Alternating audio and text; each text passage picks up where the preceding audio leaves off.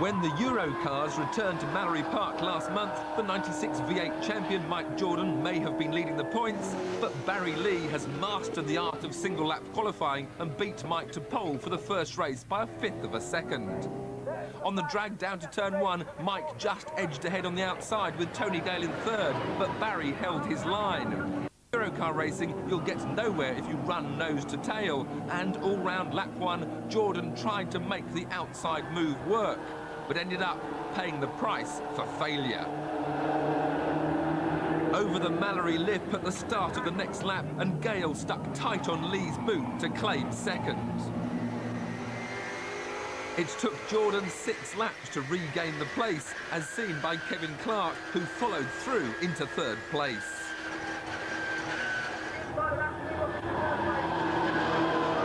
In Lee's book, that's the way it should have finished. But going into the last lap, Mike caught him napping and grabbed the lead down the inside for his 4th win of the year. Lee recovered to finish 2nd with Clark 3rd. Jordan and Clark, in their regular numbers of 77 and 4, also compete in the new pickup series, along with the V8 pilot Pete Chambers in 5, who rolled at Mallory at the start of the season. Chambers started on the front row alongside Alan Fisher, but was soon passed by Ricky Hunn in 39, who'd won both the earlier races at Mallory. By lap 4, Hunn and Chambers had a healthy lead from the chasing pack of Graham White, Mark Skilton and Richard Bolton, running wide on the outside of Jordan into turn 1. Mike looked to be edging past on the exit of turn 2 until Richard put a wheel on the grass, speared right and sent him for a trip on the wild side. John Engledow hit the barrier trying to avoid the action, and he and Bolton were unable to restart, but Jordan amazingly emerged virtually unscathed. Take 2 saw the field line up in their race order before the accident, and Hunn stuck to his inside line to hold off Chambers for the lead. Behind, Clark almost rested 3rd from Mark Skilton, and then slid wide to find himself dumped to 7th. Superb wheel-to-wheel racing, more reminiscent of Formula Fords, a pack of cars lapping at an average of 100 miles an hour. Mike Jordan could almost touch 3rd place, and he was 9th. Andy Stewart eventually claimed the spot, but it was in doubt to the very end. The grid for the second race was the way they finished the first, but in the reverse order. So Paul Poulter in 74 was on the front row with Alan Fisher, and all the really quick men trying to get through from the back.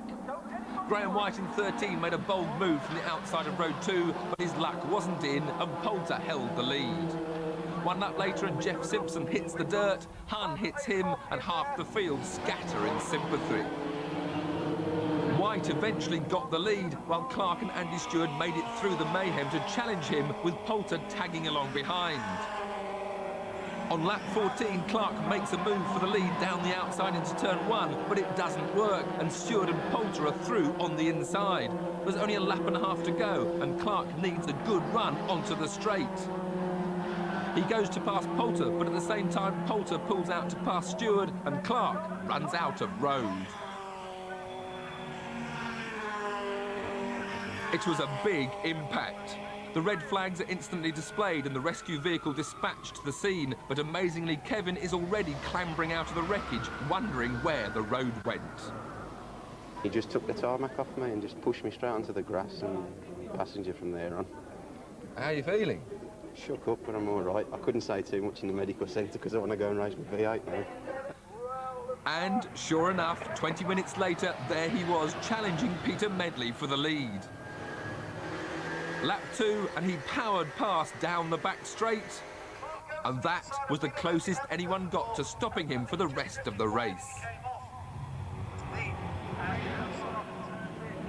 On lap 8, Jordan wrestled his way past Gale to reach 2nd. And Lee soon followed suit.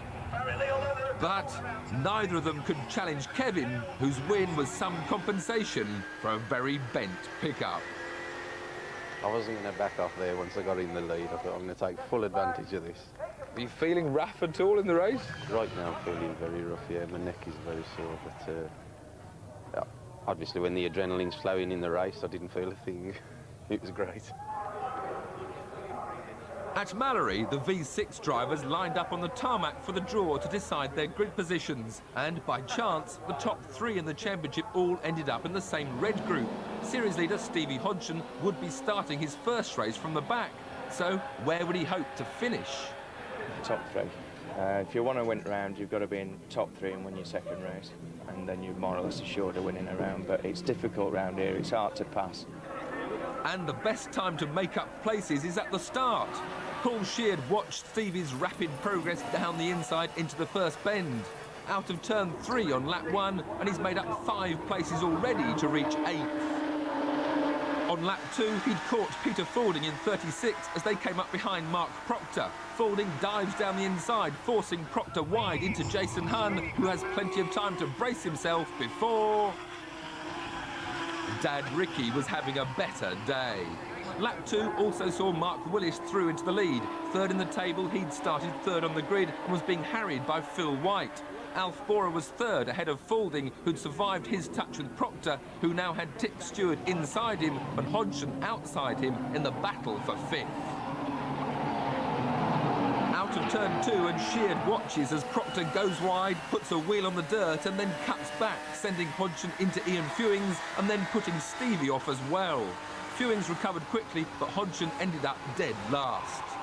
When White's car faltered in mid-race, Willis was left alone in the lead, so Fording took over second until Stewart got inside him on the penultimate lap. It could have been a serious point setback for Hodgson, but he fought his way up through the field, passing Proctor safely this time on the last lap to finish 5th, a brilliant effort.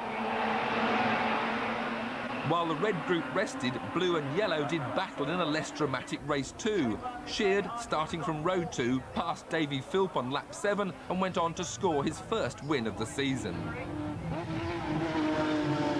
Proctor stayed out of trouble while moving up from the back to finish 7th, and Hunn failed to finish again when his throttle cable snapped. So to the third and final race, with the top 3 back in business, and Willis, after his earlier win, was looking forward to a good scrap with his rivals Hodgson and Fording. We're all good friends when it comes down to it, and I think, you know, it'd be a shame if we was to take each other out. So we, you know, we're all pretty aware of how each other drives, and it's nice to keep it clean. But first, he had to catch them up from the back. Fording was 2 rows in front, while Hodgson had a clear road ahead of him, and at the start, he surged into a lead he wasn't to lose. Tick Stewart in 51 quickly latched onto his tail, while in the middle of the pack, Paul Eaton was watching Fording edge ahead of him down the outside when White suddenly filled his screen. Then Willis made an outrageous move round the outside of both of them. At the end of that first lap, Fording and Willis were already 4th and 5th, and Fewings in 3rd would soon be passed as well. If there was any justice, Tick Stewart would have taken another 2nd place and scored the most points, but he blew up halfway through the race, leaving the top 3 to finish in the order Hodgson, Fording and Willis, with Mark claiming driver of the day. I'm well pleased with that, mate. That was such a hard race, you know. There were some real quick, fast drivers in that red group, as I said earlier. And, you know, it was just flat out every lap. You was on the case every lap, you know. It was hardly lifting at all. You all had to stay together. It was like a big, long train.